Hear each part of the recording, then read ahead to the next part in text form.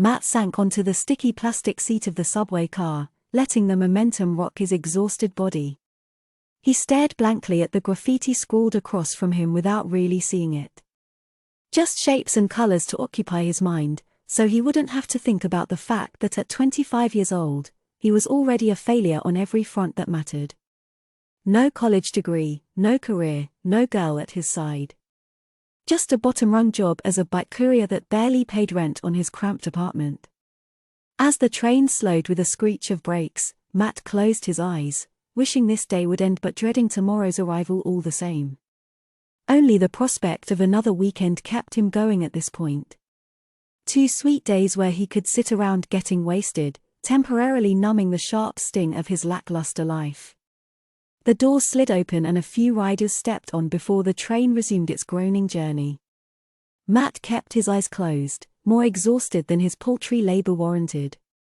But anxiety had a way of seeping into his very bones these days, leaving him depleted. He daydreamed about the different paths he could have taken, replaying the fateful moments over and over like an old movie reel. Turning down his basketball scholarship to stay close to his then-girlfriend, only to get dumped 2 months into sophomore year. Switching his major from engineering to drama after one positive review of his role in the campus play. Mistaking that look of admiration from his advisor for something more, ending with her swift transfer to another department and his hasty dropout shortly after. It was as if Matt had a knack for always making the wrong choice at critical times. A talent for failing. Hard to bounce back from that, no matter how often his mom reminded him he was still young with time to figure it out. Time was passing by in a blur while Matt stayed frustratingly stuck. The train slowed again. As the doors opened, Matt caught a glimpse of a figure sprinting up the platform, coat flapping behind him like wings.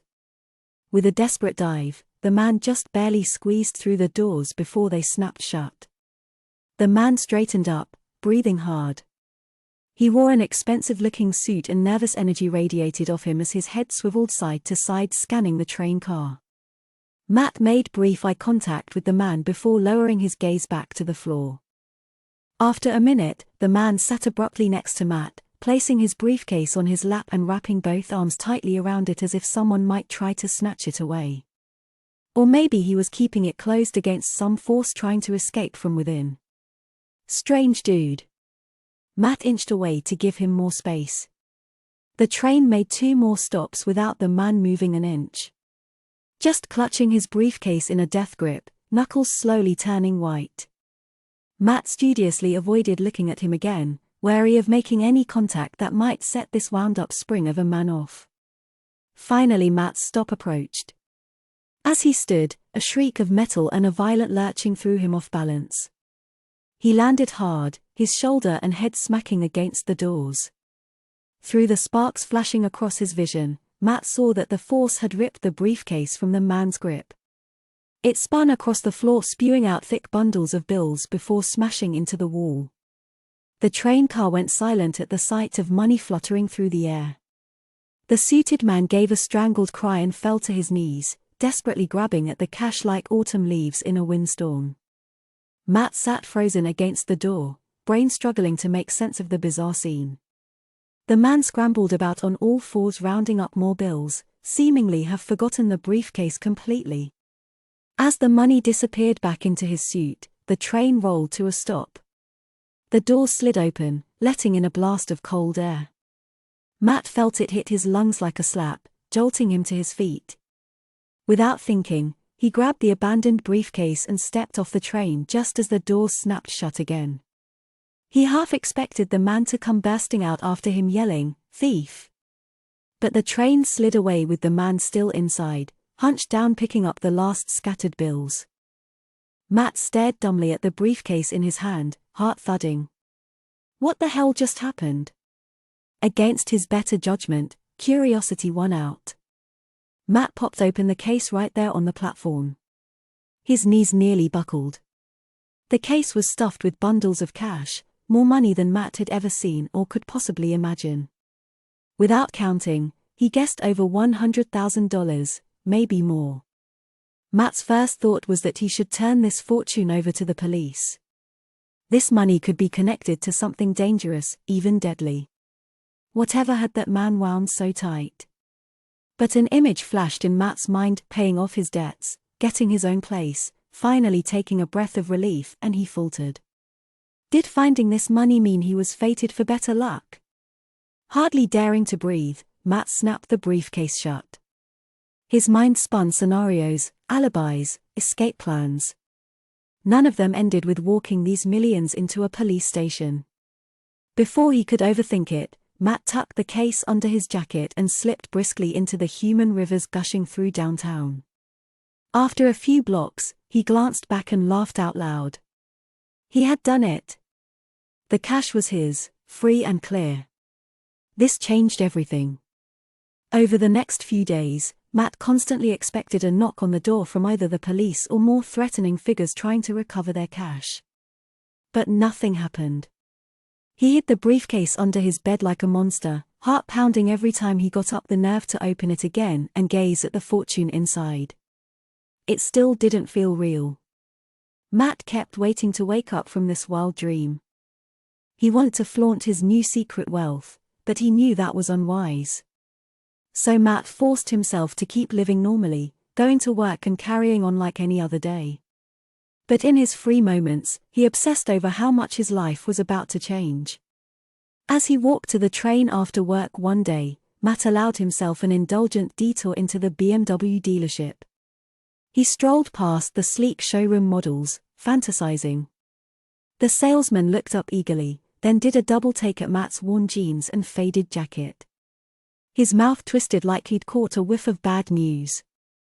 "Can I help you find something?" the man asked without smiling. Matt just shook his head, feigning confusion. "Sorry, wrong turn. Just looking." As Matt turned to leave, he heard the salesman murmur to his coworker, "Check your inventory, we might have some missing models." Matt's face burned, but he held his head high as he walked out.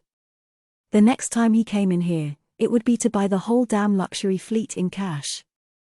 Flush with new motivation, Matt started making plans.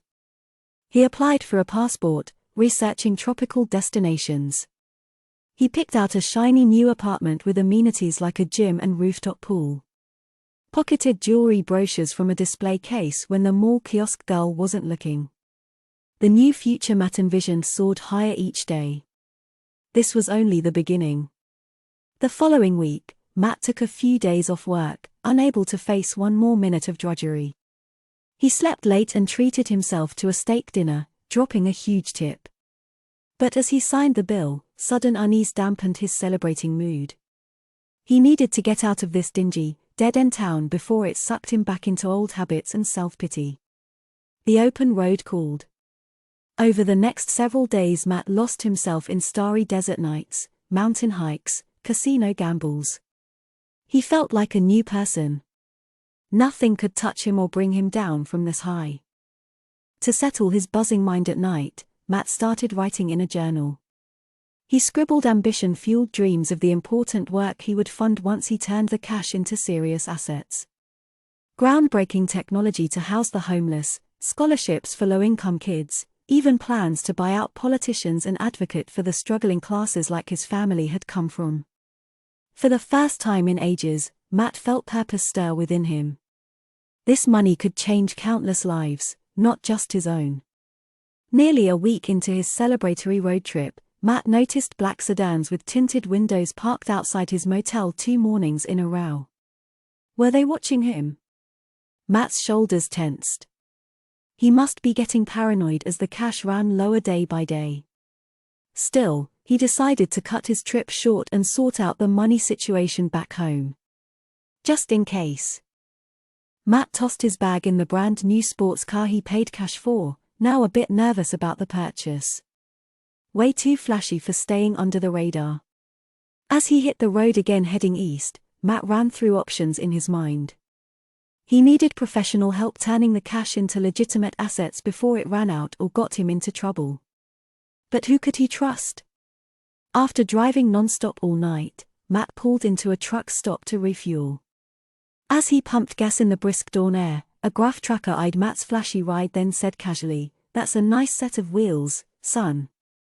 Bank must have cleared a mighty big loan for you. Matt forced a tense chuckle. Yeah, you could say that. He replaced the pump nozzle, eager to get back on the road. But something, maybe paranoia, made him turn back to the man.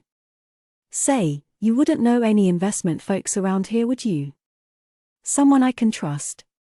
The trucker scratched his scraggly beard thoughtfully. As a matter of fact, I do. Friend of mine is real wizard with money and such. Helps people in your position sometimes. 20 minutes later, Matt pulled into the parking lot of a warehouse on the seedy side of town. He checked the address again, this couldn't be right. But sure enough, the trucker's friend Buzz was waiting to usher Matt inside his office. The short bald man shook Matt's hand firmly before waving him to a metal folding chair opposite a cluttered desk. So, Buzz rasped, my friend tells me you're looking to turn some unexplained cash into an identity-concealing asset portfolio. He grinned, displaying several gold teeth. I may be able to help with that. Matt fidgeted with his car keys as he explained his unlikely windfall. Buzz nodded along knowingly. Don't you worry, son. We've all been down a rough road. I'm here to smooth it out. He opened his metal desk drawer with a ring of keys and rifled through files and papers. Ah, here we go. He slid a document to Matt. This here is what we call a letter of anonymous donorship. Basically swears your money came from an untraceable wealthy do-gooder. Buzz winked. I'll backdate it and make sure it's official as can be. Matt skimmed the document uncertainly. I don't know, Buzz held up a hand. Take your time, take your time. A wise man thinks hard before he acts. Just know I've never let a customer down. He sat back and waited patiently while Matt wrestled internally. This didn't feel smart or safe, but he was desperate and out of options. Finally Matt met Buzz's gaze. I need the money secured today with no way to trace it back to me. Can you make that happen? Buzz broke into another gold grin. Son, you came to the right place. Hours later, Matt signed documents with an offshore bank contact of Buzz's that he promised guaranteed privacy. As Buzz notarized and filed away the paperwork with a satisfied look, Matt's phone buzzed. A breaking news notification: police raid downtown warehouse, seize millions in illegal cash. Matt's spine turned to ice. The address matched Buzz's exactly. Matt stood abruptly, stuttering excuses about forgetting an appointment. Buzz merely nodded, all business. Of course, we're all finished here anyway. Pleasure doing business. He extended a hand to shake. Matt hid his reluctance and gave Buzz's hand a quick pump before hurrying out the door, skin crawling. Had he just made a deal with the devil himself? Too late now to dwell on details. As Matt left the warehouse district in his rearview, he felt he'd passed the point of no return. Over the next month, Matt adjusted to his new circumstances. His offshore funds afforded him a cushy new high-rise apartment with some serious security. Just getting used to having space, Matt hardly left except to retrieve his personal belongings from his old place. He missed work too many days, resulting in an irritated voicemail from his boss firing him for flaking out. Matt left the message unreturned. He wouldn't need that demeaning job again anyway. With unlimited free time, Matt finally began pursuing passions he'd always neglected. He took painting classes, drove out to vineyards and museums, signed up for Italian lessons. Turned out money opened a lot of doors that had been slammed shut before. Matt's confidence grew daily. This was the life he was meant for all along. Until one idle afternoon watching TV, Matt glimpsed a familiar face in a news interview. He bolted upright, fumbling the remote to turn up the volume. One of the most cunning escaped kingpins in the Northeast, the reporter was saying. The screen cut to a mugshot of Buzz, scowling under heavy brows. Avoided authorities for years by hiding illicit assets in untraceable accounts through various offshore loopholes. The reporter went on, but Matt heard nothing over the blood raging in his ears. His deal with Buzz had been no act of providence. That dirty money was blood money, and Matt was complicit now. Panic threatened to suffocate Matt as the room pressed in around him. He couldn't breathe, couldn't think how to make this right. Should he go to the cops, forfeit everything? The thought of returning to his former life, cramped, broke, directionless, seemed worse than any jail sentence. But keeping the money made Matt feel stained, corroded. Without fully deciding, Matt stumbled up to the roof. He gazed out over the glittering cityscape, more vast than his view had ever been but still somehow confined. His thoughts spiraled tighter and tighter until everything went dark. When Matt blinked awake, he lay in an uncomfortable hospital bed with an IV drip in his arm. His mom sat knitting anxiously in a chair beside the bed. Her worried face melted into relief as he stirred. "Oh, Matt. We've been so worried. How are you feeling?" Matt's brain felt soggy and slow. What happened? His mom smoothed his hair back gently. "You had some sort of breakdown, sweetie. The neighbor found you passed out on the roof." Her eyes glistened with tears. "You could have died up there, Matt." Flashes of memory slowly surfaced through Matt's muddy thoughts. The money, Buzz, the news report. He squeezed his eyes shut, wanting desperately to forget it all. "The doctor said your stress levels have been dangerously high," his mom said softly. "You need to slow down and take care of yourself." Matt nodded, too exhausted to explain or make excuses. His mom frowned in thought. "And what's all this about a fancy new apartment?" The concern in her eyes deepened at Matt's flinch. "Please Matt, no more big decisions without talking to someone who loves you." The quiet plea drained the toxic secrecy from Matt's chest. Before he could overthink it, the whole bizarre story came tumbling out about the briefcase, Buzz, even the questionable offshore accounts. Once he started unloading, he couldn't seem to stop until his shady house of cards lay fully exposed. When he finally met his mom's gaze again, fearful of what he'd see, her eyes held only empathy. "Oh, Matt," she sighed heavily. "I had no idea you were carrying such a burden." She squeezed his hand. "We'll sort this out together. A fresh start is still possible if you put in the work to make things right." Though the path forward seemed hazy, Matt nodded, trusting her implicit faith things could improve. With her steadfast support, even this mess felt surmountable. Matt ended up moving back home after getting out of the hospital to continue intensive outpatient treatment for severe anxiety and depression. He turned all the money over to an attorney, along with the details of where it came from originally. After months of litigation, the cash ended up funding a drug rehabilitation center. A new start for many who desperately needed one. Matt struggled for a while to find solid footing after so many months living in fantasy. But slowly, day by day, he built real confidence in himself, not the false bravado money had temporarily propped up. He took some accounting courses at the community college and got an entry-level bookkeeping job. Matt found satisfaction in small daily tasks, enjoying simplicity and stability for the first times in years. On his tougher days when shame crept in, Matt reminded himself, one bad choice didn't have to define his future.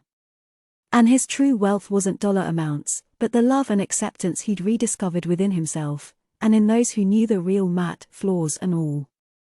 He still had time to choose his path forward. With careful steps, Matt moved on from the briefcase and toward the life he was meant for.